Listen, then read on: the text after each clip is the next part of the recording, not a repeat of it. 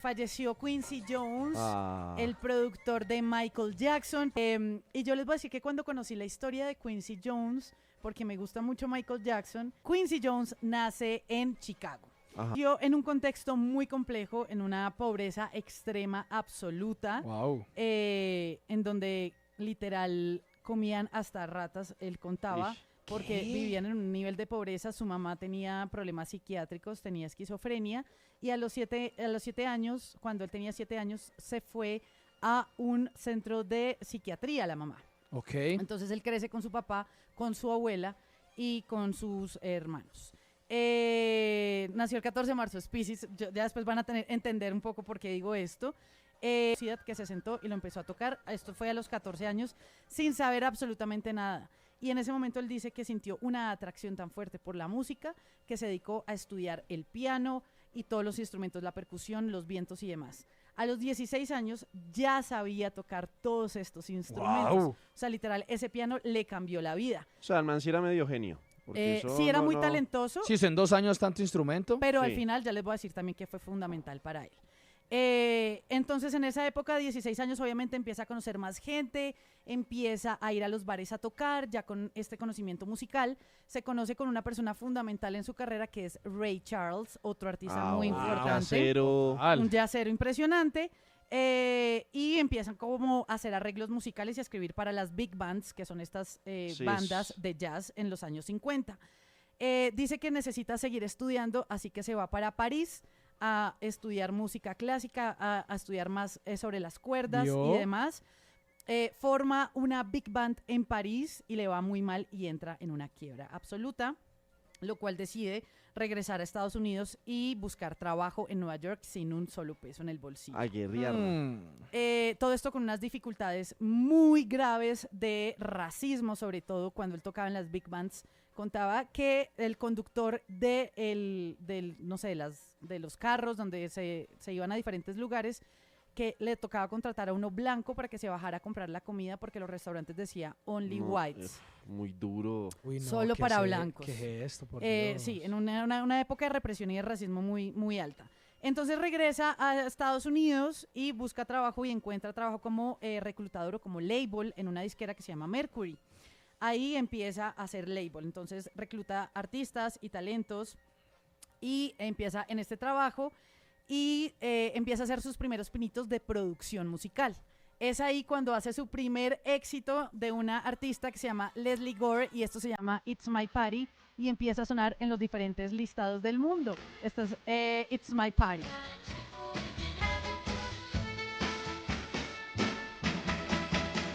Fue tan exitosa esta canción en su momento que lo llama nada más y nada menos que el artista Frank Sinatra. ¡Opa! En donde es el primer afroamericano, Quincy Jones, en ser nominado a un premio Oscar. Después de tanto trabajo, porque él dice que no paró de trabajar durante mucho tiempo, le dan 2 aneurismas cerebrales, No, pana. no solo una, sino 2, lo cual lo ponen en un estado creativo muy bajito y eso lo frustra muchísimo. Por fortuna, él va viendo todo el avance de la tecnología y ya se da cuenta que, le prohíben tocar la trompeta porque él se volvió trompetista profesional, se la prohíben por completo por su ¿Por el tema, aneurisma? Claro, la fuerza, Sí. tal. por el tema cerebral y Wow. empieza la tecnología a surgir y ya se da cuenta que puede hacer música con diferentes Sí, con computadores. equipos. Digital. Más digital. Él continúa haciendo música y después empieza a hacer bandas sonoras porque él dice que ningún afroamericano lo había hecho. Así que decide hacer bandas sonoras para películas en los años 60. Es ahí cuando hace la película The Wiz, la versión afroamericana, y conoce a el hermoso Michael Jackson, que hizo esta película. Ahí era un pelado Michael Jackson, ¿o qué? Ya había hecho Jackson 5, la banda con sus hermanos. bebé. Pero niño. Y se conoce con Quincy Jones, que es el productor. Ahí es cuando Michael Jackson le dice, por favor, hagamos mi primer álbum de estudio como solista. Y Quincy Jones lo rechaza. Le dice, no, déjame, ¿En serio? déjame terminar esta película. Déjame terminar. Termina la película y le dice, bueno, hagámosle. ¿Por qué dice Quincy Jones que sí? Porque dice que le vio una disciplina inquebrantable y un entusiasmo por la música, porque él dice que solo trabajaba con gente completamente disciplinada. Entonces, empiezan a trabajar. Quincy Jones y Michael Jackson se meten al estudio y sacan su primer álbum, Off the Wall, después Thriller, y después hicieron más de 600 canciones para Thriller, de las cuales solo salieron 9. Uy, ¿cómo nos coge? Y dicen que tenían la misma filosofía, decían que cada letra y cada nota plasmada era como una obra de Dios, porque eran súper creyentes Michael Jackson y Quincy Jones. En el 85 se encarga de reunir artistas muy importantes para producir un mega hit, sin duda alguna, que fue We Are the World, en donde reúne los artistas más icónicos del planeta. Después empieza a sacar sus álbumes también como de jazz y empieza a combinar dos mundos maravillosos, que es el hip hop y el jazz.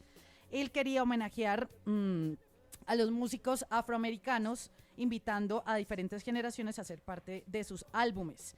En el 91 ya gana 7 premios Grammy con su álbum propio. Jue madre. En los 90 empieza a hacer su propia productora, en donde empieza a apoyar talentos nuevos, y una muestra de eso es empieza a apoyar a Will Smith.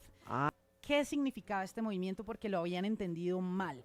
Pensaban que era competencias, que era fama, que era dinero, que era bling blineo, pero en realidad lo que él quería darles a entender era que era simplemente como el empoderamiento de los afroamericanos. Era la forma de empoderarse y no de competir. Y por eso se convirtió también en activista, dando este tipo de charlas, explicando qué era el hip hop. En los 2000, los últimos trabajos que hizo fue hizo una canción con The Weeknd en un álbum en donde cuenta la historia y la difícil relación que tuvo con su madre, y lo duro que fue para él ese tema, ¿no? Tengo algunos datos que darles, y es que hizo más de 2.900 canciones grabadas, más de 300 discos grabados, 51 partituras para cine y televisión, más de 100 composiciones originales, y estuvo 79 veces nominado a los Grammy, ganó 28 veces, y en el mundo hay 18 personas que se catalogan EGOT, que se ganan un Grammy, un Emmy, un Oscar y un Tony. El Tony lo que premia es el Broadway, el teatro. Y también por eso preguntaba a toda la gente que lo entrevistaba qué signo eres, porque le encantaba a la gente Piscis, lo cual él lo representaba. Y deja 2 enseñanzas básicamente que les quiero decir y que pueden aplicar en cualquier parte de su vida. Y él decía, solo habían 12 notas musicales, debes investigar qué se hacen con ellas.